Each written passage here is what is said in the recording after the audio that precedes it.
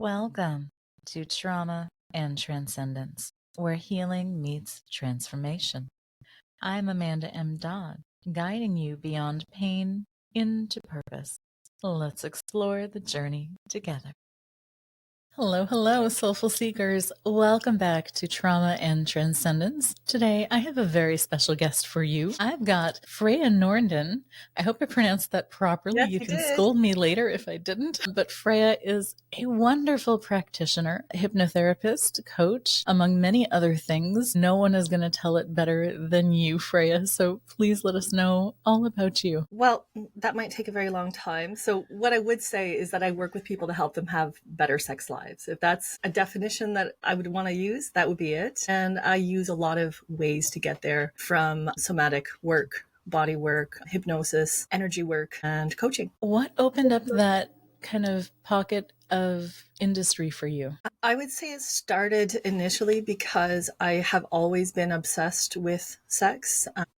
Even before I knew what it was, I had this intense desire to know what it was and to know about it. It always compelled me. And I am neurodivergent, so I'm both ADHD and autism. And you know that we like our special interests and fixations, and that has always been one for me. What got me in the door was I became a massage therapist, and that was my inroad to working with bodies. And eventually it progressed from just regular massage therapy into different ones that contained like Taoist energy techniques and Tantra and things like that, into the BDSM world and pro dominatrix work. So it was a sort of natural progression from therapeutic body work into what I do now, which I would still say is therapeutic. There is therapeutic effect, even when on the outside, for somebody uninformed, it looks like something else. How does somebody know what a healthy and good sex life actually Is an amazing question. I would say what is good would actually depend on what frequency you're on.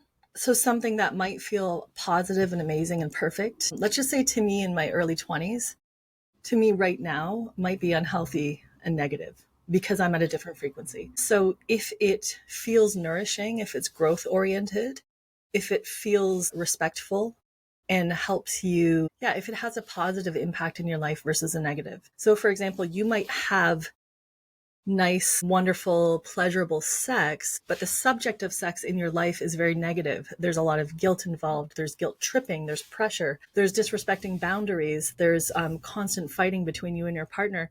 I wouldn't call that a good sex life just because the sex itself is pleasurable. It's in a negative context, or it's in a destructive, let's call it destructive context, versus one that builds you up. So healthy is really, it fluctuates, and it depends on who you are inside and how that's being expressed on the outside. Yeah, that was a very well-rounded, well-thought-out answer. And I liked all of the components that you included. And I think it's, as someone who's had a variety of experiences, I think it is helpful to think of things in terms of all of the different categories that you just brought up, in terms of feeling respectful, feeling nourishing, having good boundaries. And it can go both ways, because I've seen it not go well both ways in the past as well. Absolutely. Yeah. There's a huge energy component. It's not just, does this feel good?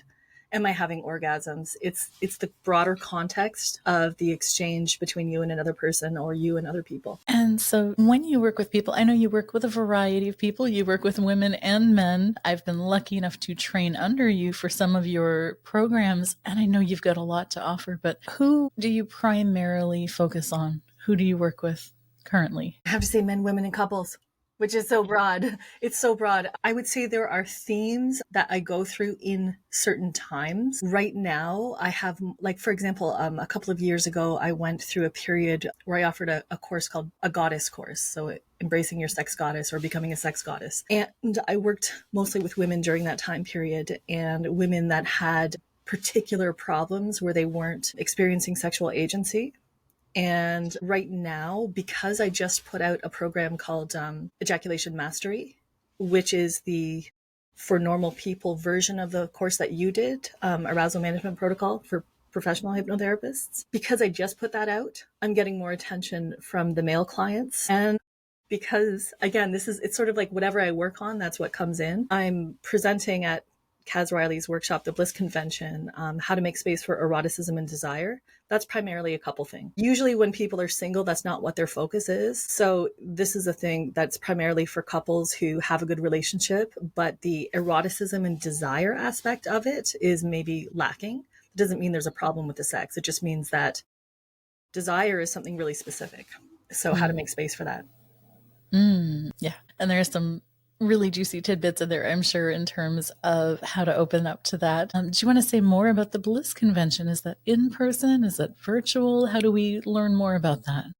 If you go to blissconvention.com, www.blissconvention.com, it gives you all the details. It's a one-day virtual convention on January 4th. It features a bunch of experts on sexuality. You actually had Nick Natali on as a guest, so he's one of the experts there as well. And we all present on different subjects, ones that we're very interested. And I think it's a great thing for couples. It's a way to get the amazing, deep therapeutic techniques of hypnosis into the everyday world of relationships, because the skills are invaluable.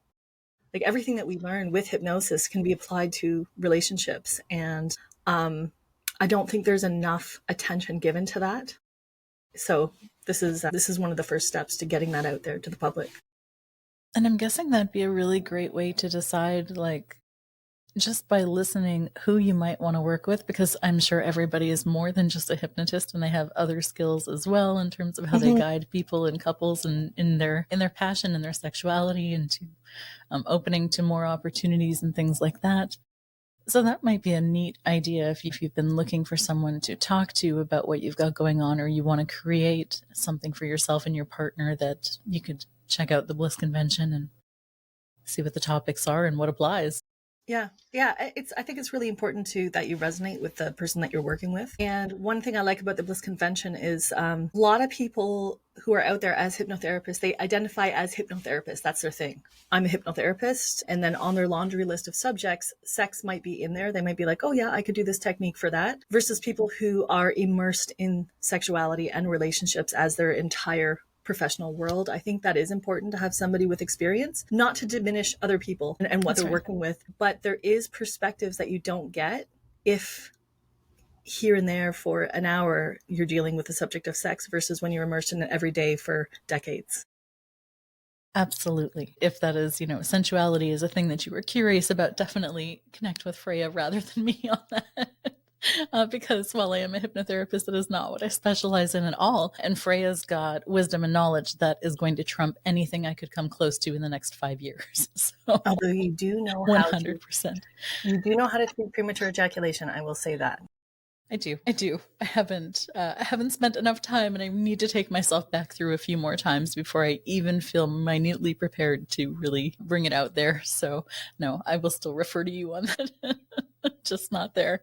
But it's such an interesting field to work in, and there are so many different things. And I know that you kind of are all over the map on that one in terms of how you can help people and things that you've seen and supported them through. I'm curious because this is trauma and transcendence, and trauma is a big part of why I am who I am and what I do and what we talk about here. How has trauma kind of woven into some of the things that you work with and how you've helped people through? Do you mean how has my experience with trauma changed how I approach things? Or do you mean more how do I work with trauma, or what's showing up in my... You can go any way you like. Yeah, I wasn't super targeted in my question there. You can go in any direction you like to. I'm just curious about where does trauma factor in, I guess. I think trauma factors in that it shapes the way that we interact with the world. And when it comes to sexuality, it's the same as every other subject in terms of we're interacting with other beings, and we have comfort levels with expressing our wants and needs, and we have comfort levels with witnessing other people's reactions and responses, and we have comfort levels with being able to receive. So if trauma has shaped your ability to have that kind of, let's call it personal agency, personal responsibility and boundaries, is going to affect your sex life in the same way. Mm-hmm. And people seem to think that sexuality is somehow like this very different subject than any other subject of relating and communication. It's not. It's the same, except people tend to be even more sensitive and reactive and reactionary. And because there's so much shame about talking about it, they'll keep it secret. You know, you'll go to therapy about the way that your boss treats you, but you may not go to therapy about the way that you interact with your husband, who you love, who does respect you, who you have an amazing relationship with, but something's off there. It could be better. And you're not talking about it because you're like, I shouldn't be complaining about this. Right. So it's the difference with sexuality is that it's just kind of put into a dark corner often, or we have this very deep secret fear. Maybe this is all I deserve. And that fear that this is all that I deserve is a serious inhibiting factor in improving what's going on with your sex life.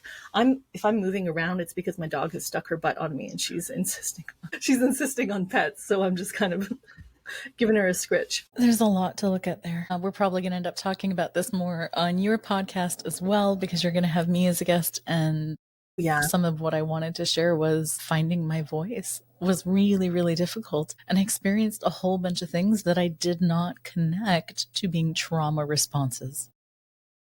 And so it's those weird things that you navigate. So when you're talking about being assertive and being clear and having boundaries and looking at your responses, I think that's a huge thing that I had to overcome and become aware of.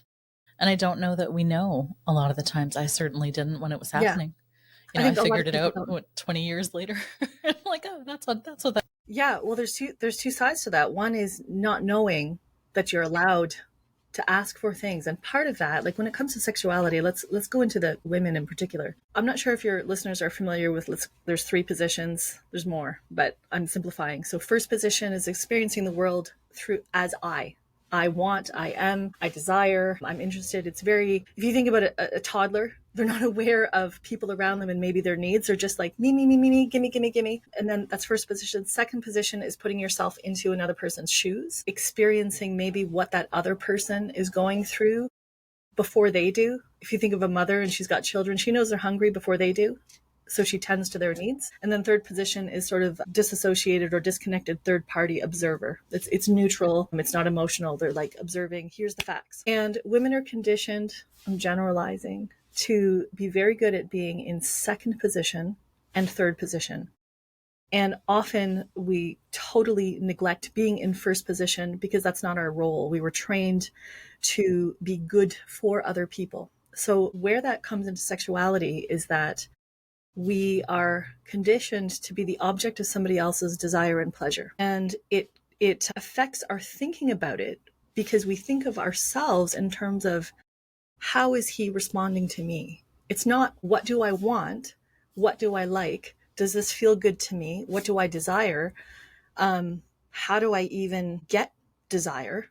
It's just how are other people responding to me? And what that does is shut down our core desire, our sexuality, our needs, our wants. And how can you want something if you have no idea what you even want or need? How can you ask for what you want if you're not aware of it? And then coming into the next part, which is this whole agency thing, we point the finger at others for our bad experiences, saying, well, he's not doing this, he's not doing that, he's not making me feel a certain way, where we have to backtrack and get into that first position and allow ourselves permission to become selfish. And selfish is not a bad thing when it comes to sex, because in a healthy context, our partners want nothing more than for us to be in ecstasy. Everybody wants their partners to be happy. Every healthy person wants their partner to be happy and experience pleasure in sexuality.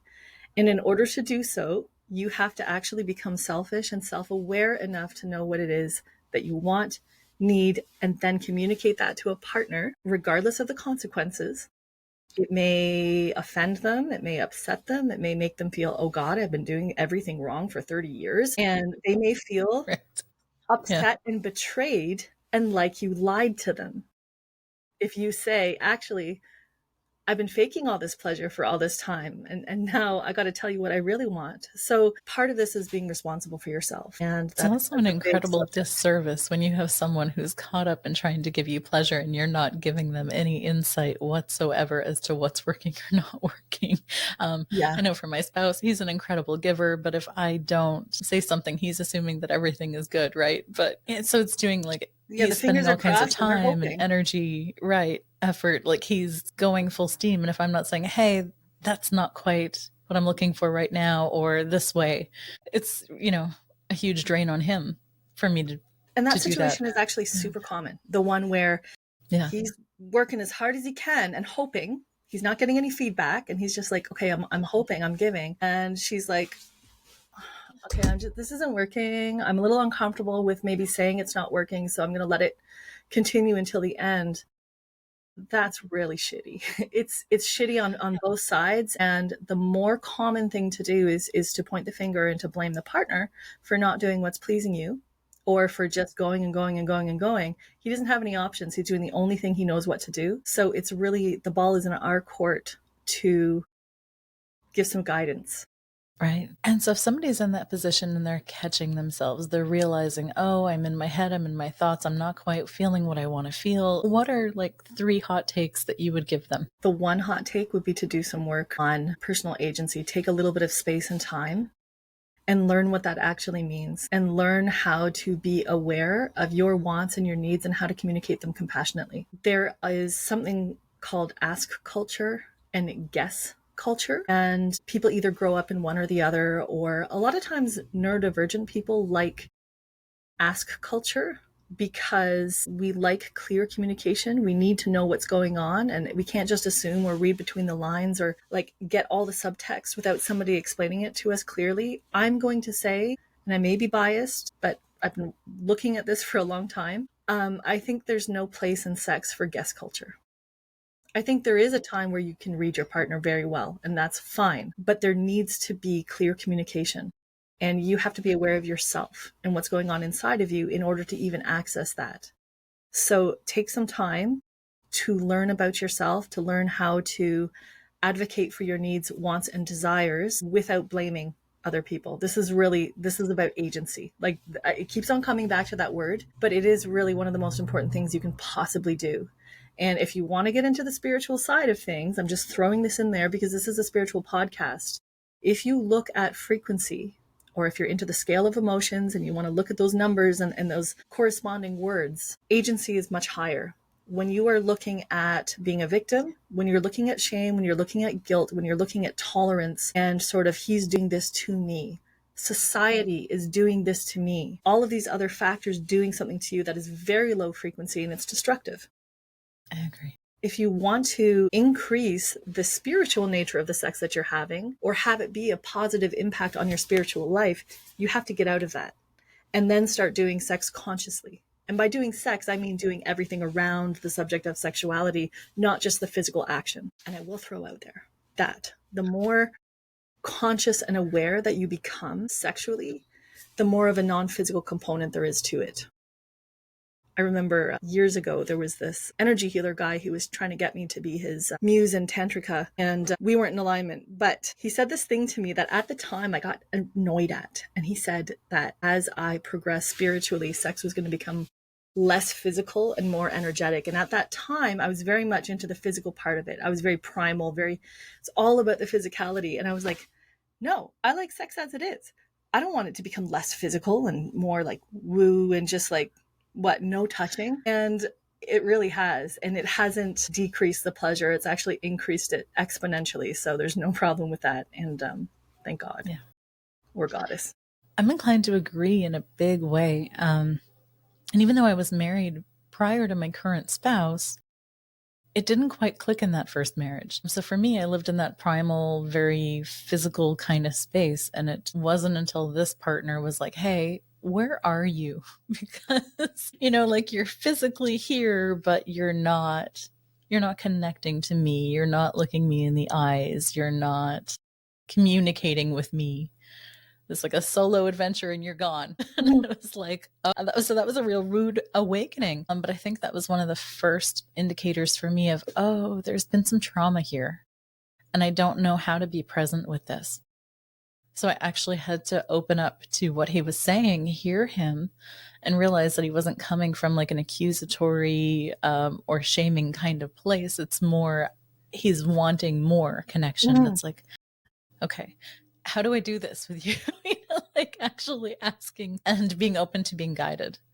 And that's when I started to realize that, yeah, there can be levels and it can really deepen immensely. And then absolutely, then there were moments of ecstasy.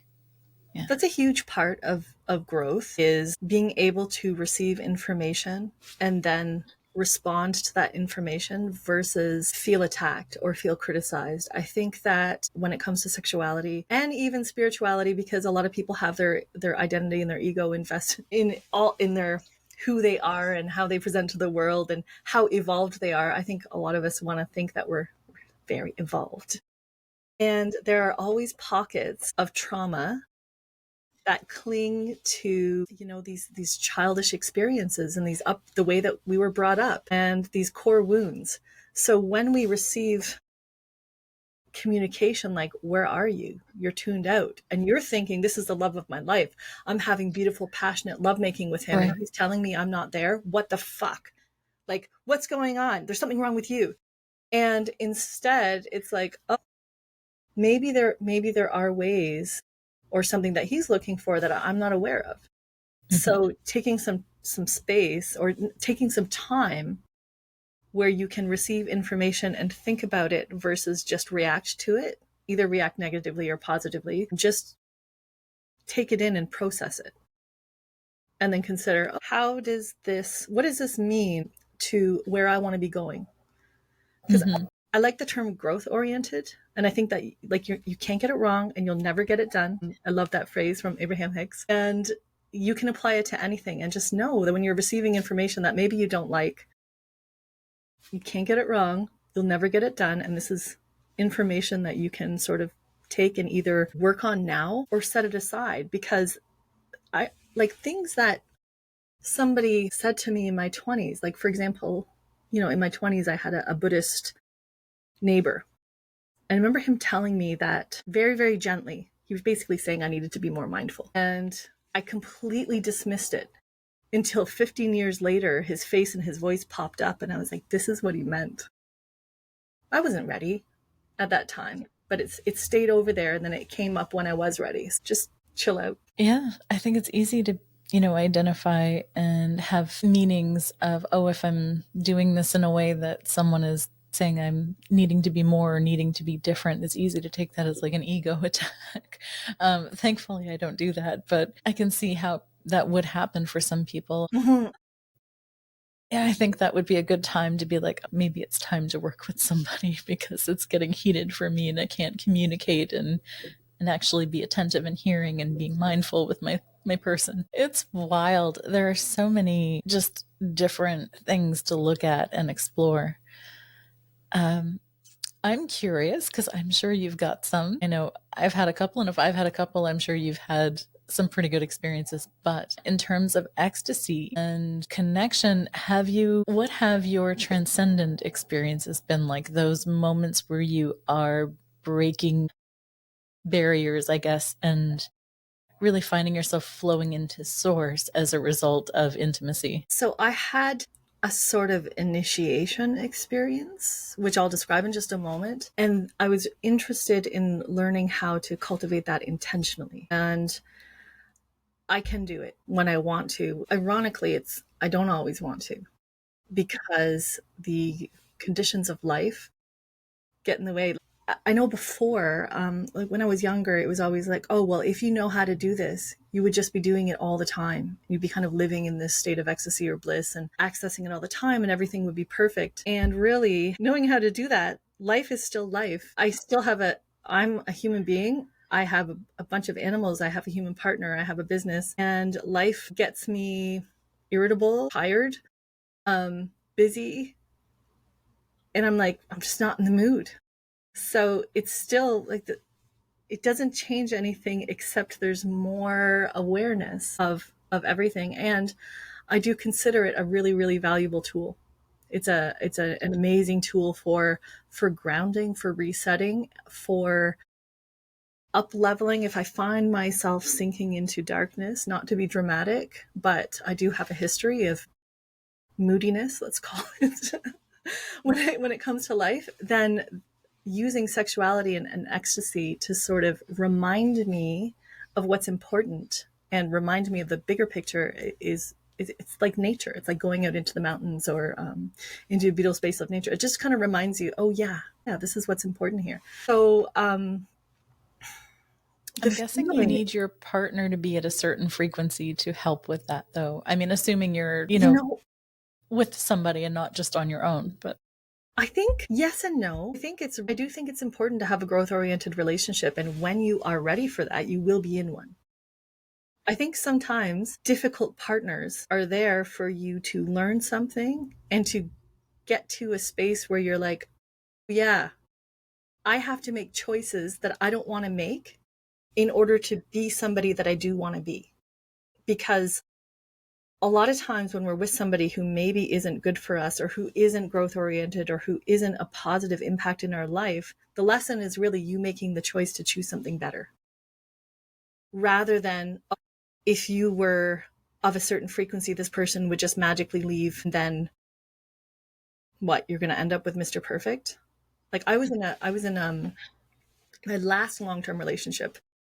I was with him for about 7 years, I think, and it started off the right relationship for me. It was very healing. It was very wonderful. And as I progressed, the relationship really, really didn't. It got worse and worse and worse. And it became where I was in a constant state of misery and almost fixation on this relationship. And after I had to learn how to end the relationship. I had to learn how to set boundaries and move towards what I wanted to maintain my core connection with myself and with the divine, not to focus on this other person. And that's been a recurring theme for me, is not to focus on the other person, but to stay true to myself. That, like, from the beginning, from childhood too, in my family of origin. The interesting thing was, after the relationship ended, it actually didn't take long before he died. Wow. It was almost like he played this role in my life. You were his last contract. When it was complete, he disappeared, at least like from the physical earth. And I don't mean to be morbid by saying that, or to be self-important by saying that I was his mission or something like that. But it is interesting that that happened, because, well, it did. So I don't think that's the nature of what we are, though. We're souls. And so there are soulful things that will happen. And that's very much a soul contract that you guys were completing. And if you were the last soul contract, he had nothing else to learn. Makes sense to me. I don't think that you need to be with somebody who is of a super high frequency in order to have a high frequency experience. But okay. I do think that you should partner with people who are, like, you're going to partner with what you need. And if it's not good, and if you're miserable, then there's something that you need to do in order to get to the next level. Let's call it a more positive level, or a better level.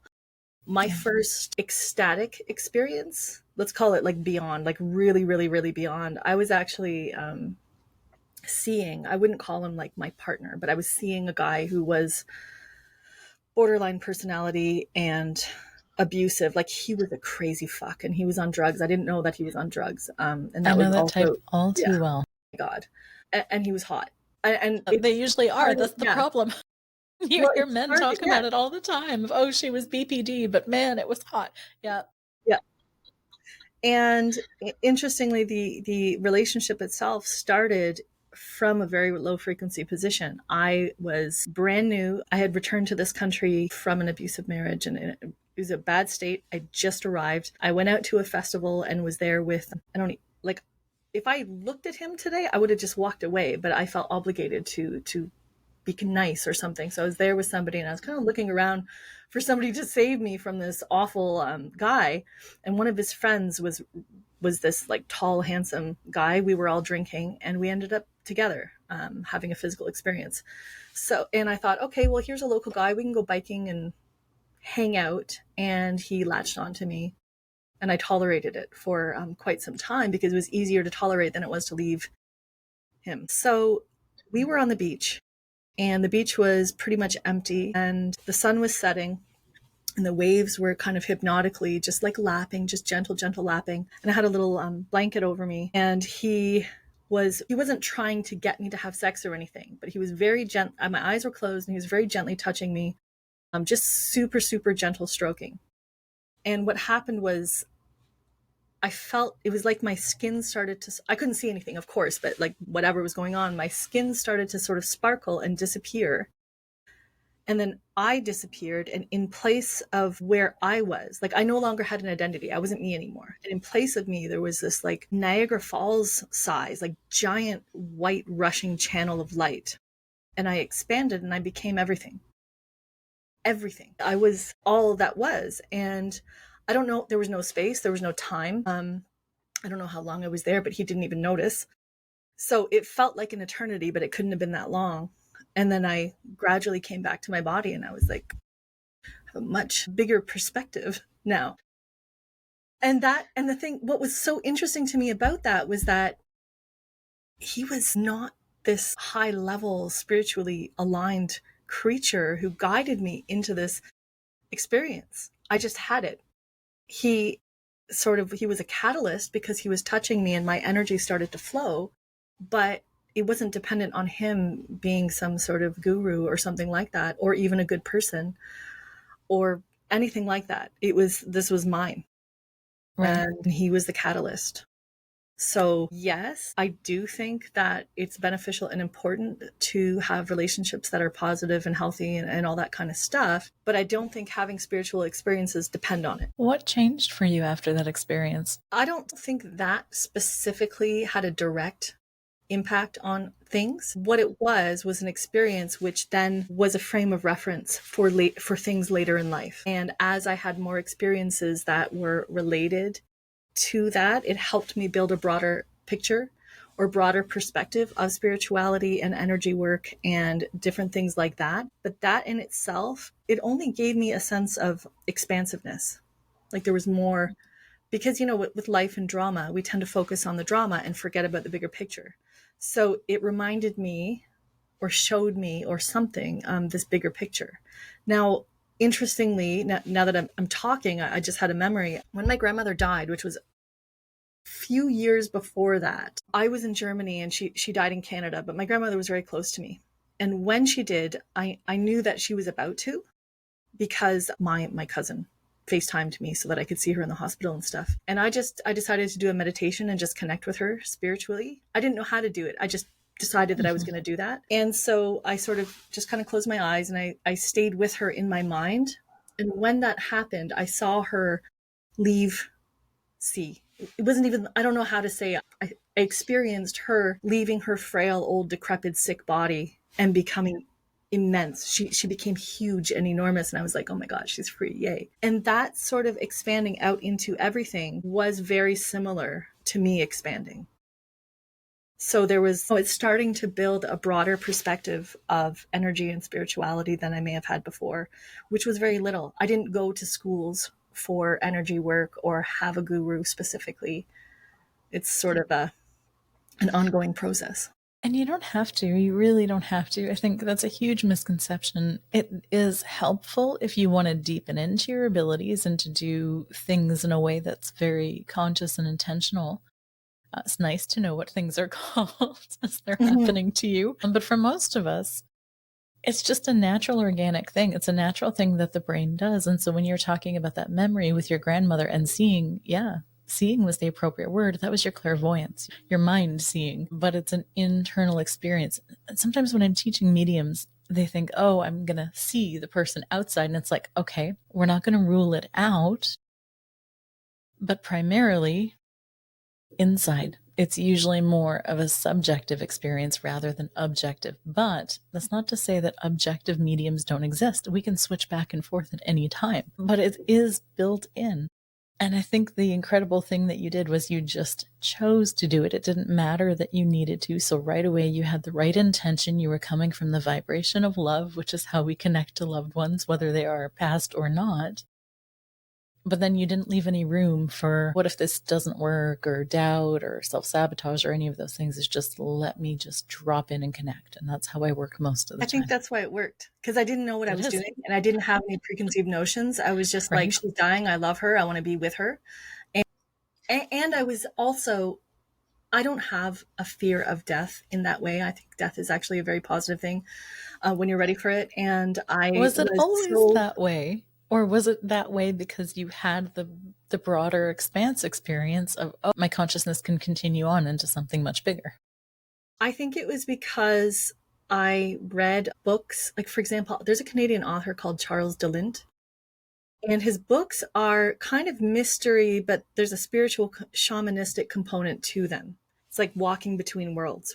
I read those when I was young. And then also when I was young and in a really desperate, like depressive mode, I discovered Abraham Hicks. And that really shaped my feeling of physical, non-physical death. I've had struggles in life and also felt like I didn't want to be alive several times.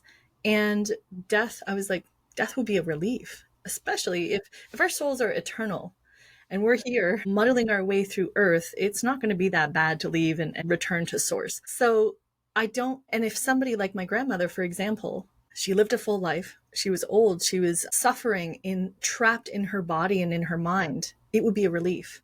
So I didn't have that same sort of, oh God, somebody died, that's so horrible. I'm like, yay, how wonderful for her to return. And it was like that from fairly young, I would say probably teens, that kind of perspective, and I maintain it.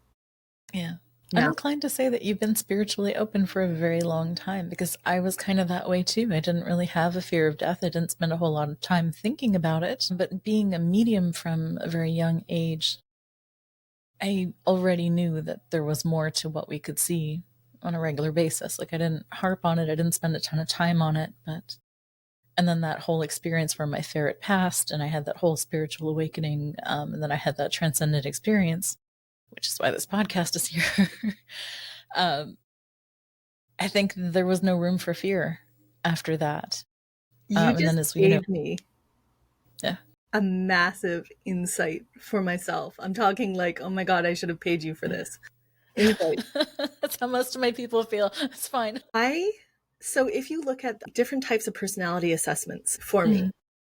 all of them say that I have, my biggest value is freedom, and my biggest fear is suffering or being trapped. And when you were talking, I was like, I've never feared death, but I've always feared, like, even as a child, if I came across a movie or a book or something, the most horrifying thing to me was never dying, it was being tortured or being in pain. So there's a past life or two in there. And for me, I was like, oh my God, that's my growth opportunity, is that I hate being in pain. I fear being in pain, constant pain.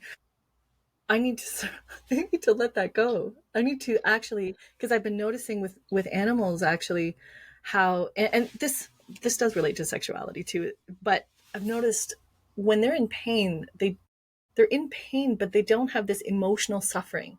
They're just they're just being. It's just there. They get through it and they carry on. It's very much in the moment. And I get way too hung up on the suffering aspect of it. So thank you for that. That was actually a really amazing insight for me. Somebody once said to me that humans are the only species that when we die, we suck air in rather than exhale out.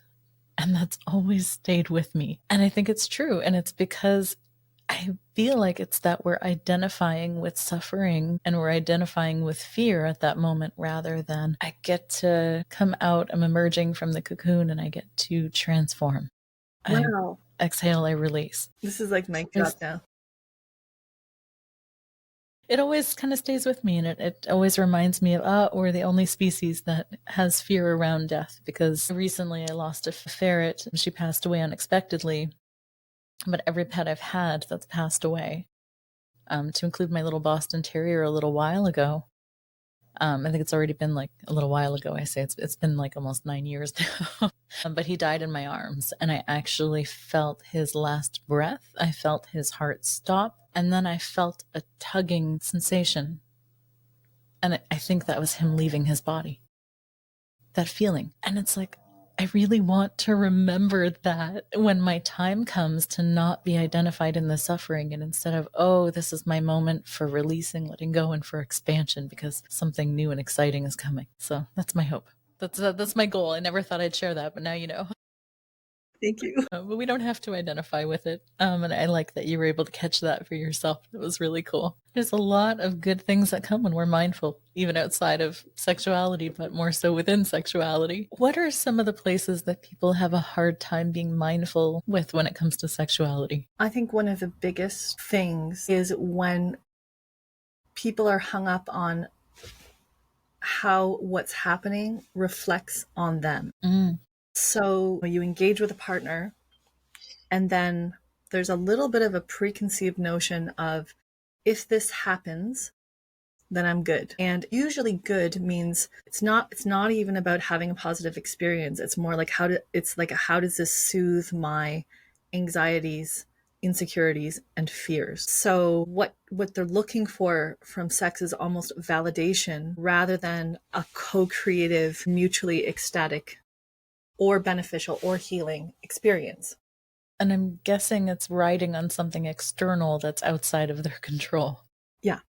So to a degree, you know what I mean? You can have skills. You can have really, really hone your sex skills. However, there is no guarantee because there's life and we have biological bodies and we have our individual things that we're going through. So you can develop a lot of skills for manipulation and control. For example, I have a tremendous amount of physical skills when it comes to sexuality and hypnosis. I know how to direct somebody's attention and somebody's mind. So when somebody is, for example, hung up on their appearance, and that would maybe get in the way of experiencing that flow of divine ecstasy, or maybe they're hung up on, I don't deserve this, or whatever, I can use a lot of tricks, let's call it, to manipulate them to experience that divine flow. That's fine. But I can't control everything. So sometimes there will be somebody who just can't. And if I was hung up on the problem that you were talking about, then I would feel sort of deflated. Oh, maybe I'm not that good. Well, maybe I'm not, as good as I think I am, or like what's wrong, or I failed, or I lost, somebody lost somebody here. And that would only be because I was investing in the experience for my ego and for my validation rather than for the greater good or for their flow or something like that. And so when it comes to with our partners, if you have this core need of feeling sexually attractive and you're engaging in sex so that you can feel desired and attractive, you're hung up on the outcome. If you feel like you need to prove yourself as a good person by making them do this, if you need to feel, oh, my partner is still committed to me. So you need to sort of look at what it is that you're trying to get from it. And if you feel vaguely disappointed with what happened, is that because you were hung up on an outcome versus allowing flow? Because if your highest, now, before I go there, I don't think that there's anything wrong with having intentions. So for example, you could have an intention, you know what, we've been super busy for weeks or months or even years. And my intention really is for us to feel connected and close. So that's what I'm doing here. And everything that I do is going to be around us connecting. Or I want my partner to feel really sexy. I know he's feeling a little crappy right now. And maybe he's feeling like he just turned a certain number, which I will not say here, and he's feeling a bit old, and maybe he's feeling this, and I want him to really feel how amazingly hot and sexy and awesome he is. So what I do is going to be around that. And often people aren't aware of their underlying intentions behind why they're engaging in sex. They're just not even aware of it. Then when you're not aware of it, you do actions and then you're disappointed, but you don't know why you're disappointed. You think, oh, it just wasn't hot enough, or, oh, it's boring, or, oh, something's wrong, or worse, you take your insecurities and then you decide the reason it wasn't that good is because I'm aging and because, I breastfed for so many years and my boobs are not that perky anymore, so he must not be attracted to me. Like, it's crazy, the shit that we come up with to explain what's going on. And if you want to bypass all of that, like, you can work individually on every single one of your traumas and like take decades and like figure every single thing out. Or you can kind of skip all of that. And I'm not saying you should always skip it, but what you can is just go directly to source. Just make your highest intention to open your channel, to flow the ecstasy, to allow the connection, the love, the touch, the pleasure, not to lead to specific results like there's got to be a certain kind of orgasm, there's got to be an erection, or there's got to be this, or there's no. Just direct everything towards that flow of love and becoming love, and your partner becoming love, and seeing everything through that lens.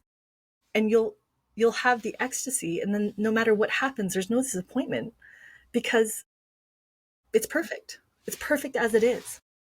So that would be, I forget the exact wording of your original question, but that would be one of the biggest things, is that people get hung up on these agendas that they're not even aware of.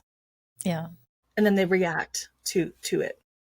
So if I was in that position again and I was looking to get myself out, I think the question I would want to ask myself is, what need am I attempting to meet with this right now? Yeah. Yeah. And it's not to say that that need can't be met, because sometimes it can, but I think then that's an opportunity to communicate it as well and to let your partner know, or however you're choosing to explore that day. I would say that one of the most important skills that you can learn in this, like shortcut skills, is how to direct attention and decide what to direct your attention on. And part of that is also being able to be present and in the moment, because the moment is always perfect. If you're literally present in this moment, you don't have other problems. In this split second, moment by moment, there aren't other problems. Unless you're actually on fire, then there's a problem and you should fix it. But one of my mentors, Hugh Comerford of NLP Works Canada, he actually has a protocol for being able to be present and in the moment. And he harped on it long enough for me to finally get it. And because it's easy to justify why you shouldn't be in the moment, because there's other things that are very important that you have to think about. And the nervous system is interpreting it as a threat, even though it's something in your mind of something that could happen. Yeah. And also, when like the argument against being in the moment is, yeah, but there's something else that's important that I need to think about. It's almost like if you let that go, or compartmentalize it, or put it aside for even 5 minutes, something terrible is going to happen if you stop obsessing about this thing, which is kind of ruining your life. So the more you can practice being fully present and in the moment, one, the higher your frequency is going to be, the less problems you are going to have, because things will sort of sort themselves into what's really important and what's only important in your imagination. Like it's not actually that important. And third, you're going to be able to cultivate really beautiful, ecstatic experiences with your partner. Sex is just a tool to activate that divine flow of energy. It's a tool like other tools. Like people talk about religious ecstasy, where they go and they pray to, they sing, or they dance, or they pray to God, and then they experience this ecstasy, or, meditation, or psychedelics, or other things. Like these are all just tools and permission slips, and sex is no different. There's not something unique, except that it's really powerful and kind of easy to access. It's a lot more fun to go and make love than it is to go to Catholic church. Just my opinion, but yeah, on that we agree. I'm not saying what? one's better than the other. I don't need to go live like a monk on a mountaintop for 20 years. No, you don't. It's gotta go. Well, you really are a wealth of knowledge, and we always have really great conversations, so I know that we could just go on all day. I don't want to keep you forever. When is the Bliss Convention coming up? So the Bliss Convention is January 4th. It is online. So if you sign up, and you can watch via Zoom, and, in the privacy of your own home, and experience replays too. So that's another thing that's very convenient. It's www.blissconvention.com. I really, really recommend that. And as far as, I know you didn't ask, but I know you're going to ask, as far as seeing more about me, I'm actually going to be interviewing Amanda on my podcast later today. And my podcast is on Spotify. It's just The Sensualist podcast. And my website is thesensualist.ca. From there, there are links to my different projects, like hisperformance.com, hersensuality.com, and of course my erotic studio. So feel free to reach out. I'm happy to talk or answer any questions. You're a wonderful guest, an even better friend, and I'm so grateful to have you as a colleague as well as a teacher. So thank you so much for Thank you coming so on much. today and for sharing and exploring so openly. And soulful seekers, stay happy, stay healthy, be well, but most of all, stay inspired. Bye for now. Thanks for joining me on this episode of Trauma and Transcendence. If you found value in today's episode, remember to subscribe and to share. This podcast is brought to you by healingbeyondtrauma.com, supporting your journey beyond trauma and into transcendence. Until next time, take care and keep transcending.